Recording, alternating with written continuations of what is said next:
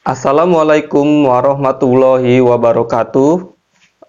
Perkenalkan, saya Ananda Ramadhani dari kelas Ekonomi Syariah 2. Baiklah, di sini saya akan menjelaskan tentang lembaga pembiayaan syariah.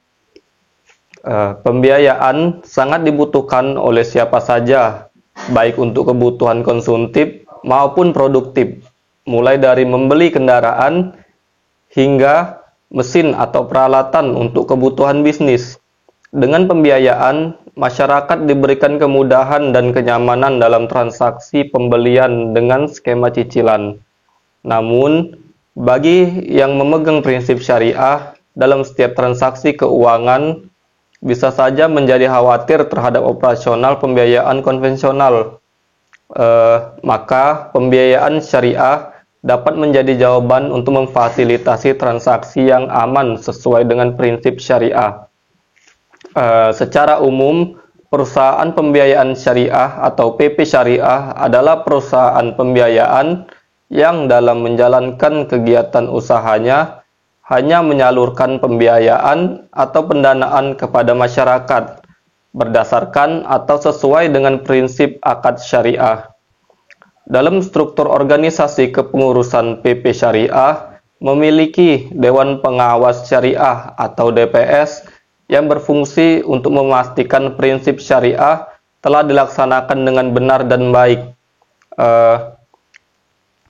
Otoritas Jasa Keuangan telah mengeluarkan Peraturan Nomor 31 Ayat 5 Tahun 2014 tentang penyelenggara usaha pembiayaan syariah yang mengatur mengenai kegiatan usaha dari perusahaan pembiayaan syariah, yaitu ada yang pertama itu pembiayaan jual beli. Pembiayaan jual beli ini adalah pembiayaan dalam bentuk penyediaan barang melalui transaksi jual beli sesuai dengan perjanjian pembiayaan syariah yang disepakati oleh para pihak. Selanjutnya ada pembiayaan investasi, yaitu pembiayaan berbentuk penyediaan modal dalam jangka waktu tertentu untuk kegiatan usaha produktif dengan pembagian keuntungan sesuai pada perjanjian pembiayaan syariah yang disepakati oleh para pihak. Yang ketiga ada pembiayaan jasa. Pembiayaan jasa yaitu adalah pemberian atau penyediaan jasa baik dalam bentuk pemberian manfaat atas suatu barang, pemberian pinjaman atau dana talangan, dan atau pemberian pelayanan dengan dan atau tanpa pembayaran imbal jasa atau ujroh sesuai dengan perjanjian pembiayaan syariah yang disepakati oleh para pihak. Berbeda dengan pembiayaan konvensional, setiap usaha yang pembiayaan syariah harus merujuk pada akad yang telah dikeluarkan oleh fatwanya Dewan Syariah Nasional Majelis Ulama Indonesia atau MUI atau pernyataan kesesuaian syariah dari DSN MUI. Selain itu, setiap kegiatan usaha harus berlandaskan akad syariah, baik tunggal atau gabungan. Sama halnya dengan industri jasa keuangan lain, PP Syariah wajib melaporkan kegiatan usahanya dan harus mendapatkan izin dari OJK. Pembiayaan syariah melakukan beberapa akad, diantaranya yaitu yang pertama, pembiayaan jual beli dilakukan dengan menggunakan akad murabahah, salam, dan istinah. Lalu, pembiayaan investasi dilakukan dengan menggunakan akad mudarobah, musyarakah, mudarobah musyarakah, dan musyarakah mutanakisah. Selanjutnya, pembiayaan jasa itu dilakukan dengan menggunakan akad ijaroh, ijaroh mutahiyah bitamlik, hawalah, wakalah atau wakalah bil ujroh, kafala atau kafala bil ujroh, ju'alah, dan kordoh. Lalu, dasar hukum lembaga pembiayaan syariah. Pada tahun 2006, Menteri Keuangan mengeluarkan Peraturan Nomor 84 PMK.012/2006 tentang perusahaan pembiayaan. Kemudian, pada tahun 2014, Otoritas Jasa Keuangan mengeluarkan Peraturan Nomor 29/POJK.05/2014 tentang penyelenggaraan usaha perusahaan pembiayaan.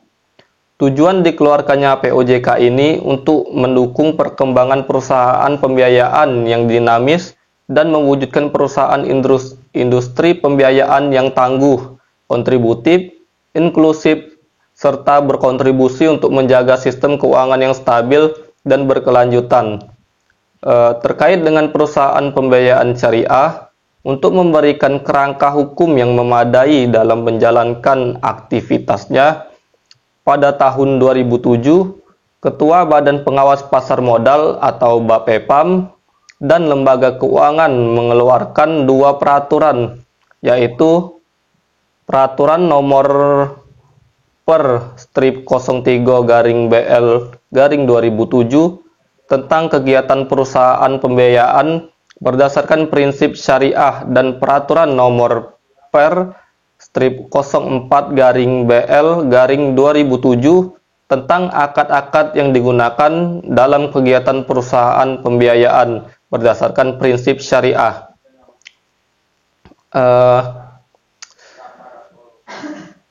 Lembaga pembiayaan syariah juga memiliki banyak manfaat, diantaranya yang pertama itu adalah manfaat untuk nasabahnya.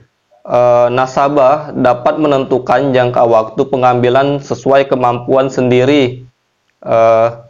Jadi nasabah tidak terbebani dengan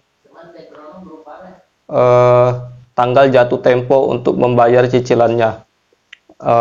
Lalu fasilitas pembiayaan lebih beragam dan pastinya sesuai dengan syariat Islam. Lalu nasabah dapat mengembangkan usaha dengan efisien tanpa harus melanggar aturan agama. Dan yang terakhir adalah pembiayaan yang menerapkan prinsip-prinsip Islam tidak membebankan biaya tak wajar kepada nasabah. Jadi, semua biaya yang diberikan kepada nasabah itu jelas kemana untuk digunakannya. Lalu, manfaat bagi lembaganya sendiri, lembaga pembiayaan dapat memperoleh laba yang halal dikarenakan sudah menggunakan akad-akad yang sesuai dengan syariat Islam. Lalu memudahkan promosi produk lain, maksudnya seperti pembukaan rekening baru untuk para nasabah. Lalu memperoleh hasil timbal balik berupa margin, pendapatan sewa, dan bagi hasil. Dan mendidik dan membimbing karyawan lembaga keuangan dalam memahami berbagai bidang usaha yang dilakukan oleh nasabah. Lalu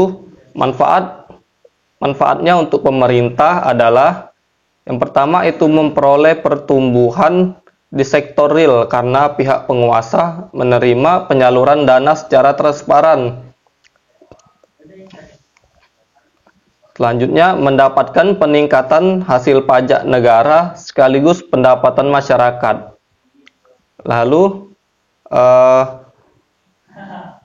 lembaga berperan sebagai alat pengontrol moneter sehingga nilai uang menjadi lebih stabil.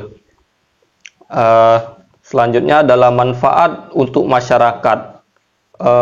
Di masyarakat sendiri, lembaga keuangan itu mempunyai beberapa manfaat. Di antaranya adalah memperoleh saluran dana dari kesepakatan pembiayaan antara nasabah dan lembaga keuangan. Jadi, masyarakat itu dapat memperoleh pembiayaan dana dari kesepakatan antara nasabah dan lembaga keuangannya itu. Dan dan masyarakat dapat mendapatkan peluang kerja baru yang sesuai dengan syariat Islam.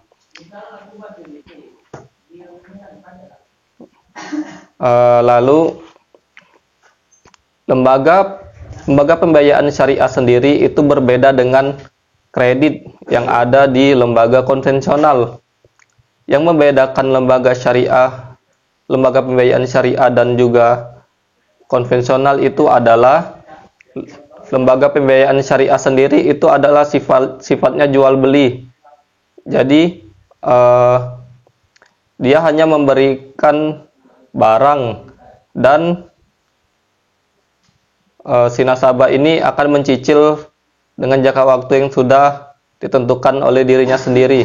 Sedangkan lembaga pembiayaan konvensional sendiri itu sifatnya kredit. Lalu lembaga pembiayaan syariah menggunakan akad murabaha dalam memperoleh keuntungan, yaitu harga pokok plus keuntungan yang telah disepakati. Sedangkan lembaga pembiayaan konvensional menggunakan bunga sebagai instrumen dalam memperoleh keuntungan. Lalu dalam lembaga pembiayaan syariah adanya Dewan Pengawas Syariah atau DPS dalam struktur organisasi perusahaan sebagai pengawas dan monitoring terhadap operasional perusahaan. Sedangkan lembaga pembiayaan konvensional sendiri tidak terdapat Dewan Pengawas Syariah dalam struktur organisasinya.